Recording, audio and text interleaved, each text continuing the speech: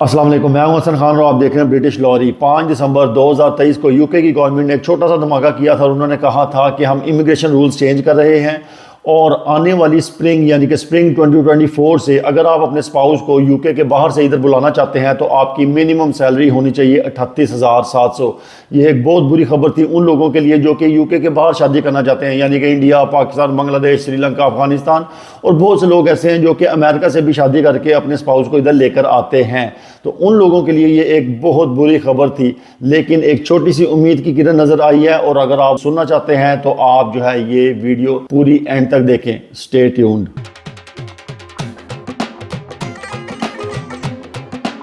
13 दिसंबर 2023 को यूके की पार्लियामेंट में प्राइम मिनिस्टर क्वेश्चन आंसर्स हुए। वहां पर Labour MP mister Stephen Timms ने जो है वो ये सवाल पूछा ऋषि सुनक से कि आपने इतने ज़्यादा जो है वो अनाउंस कर दिए हैं इमिग्रेशन बिल्स, क्या आपने इसके बारे में सोचा है कि कितने लोग जो हैं वो अपनी फैमिली से दूर हो जाएंगे आपके इन रूल्स की वजह से। जिसकी वजह से जो ऋषि सुनक है उसने जवाब दिया कि हम जो हैं ये रूल्स दोबारा रीथिंक कर रहे हैं कि हमें ये रूल्स जो है कैसे चेंज करने चाहिए कि लोगों के ऊपर परेशानी ना आए, लोग जो है वो परेशान ना हो। तो ऋषि सुनक ने जवाब दिया कि जो भी बंदा अपने स्पाउस को यहाँ पर लेकर आना चाहता है वो यूके की गवर्नमेंट के ऊपर बर्डन ना पड़े, वो अपने स्पाउस का खर्चा खुद उठाए।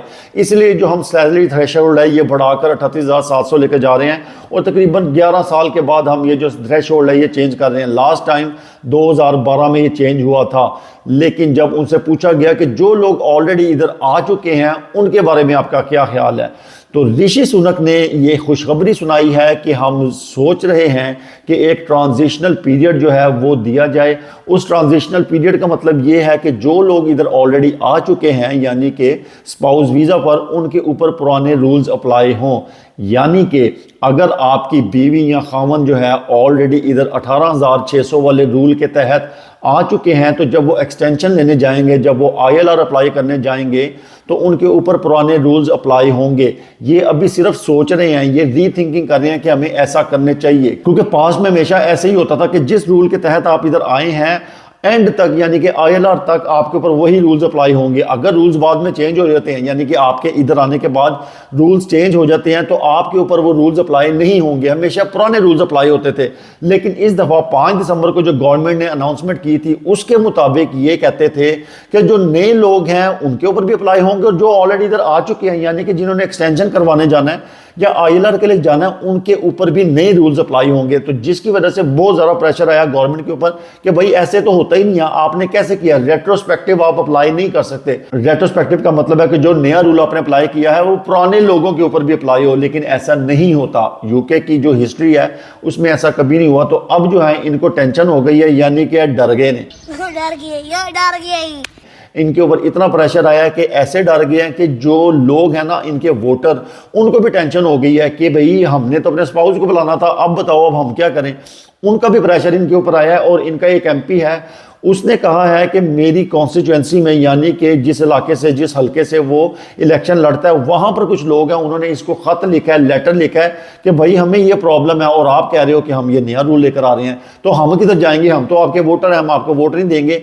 तो इनके ऊपर काफ़ी प्रेशर आया है, काफ़ी टेंशन आई है, जिसकी वजह से अब ये जो है सोचना शुरू हो गए हैं कि कहीं हम अगला इलेक्शन हार ही ना जाएं इस वजह से, इतने बड़े चेंज से।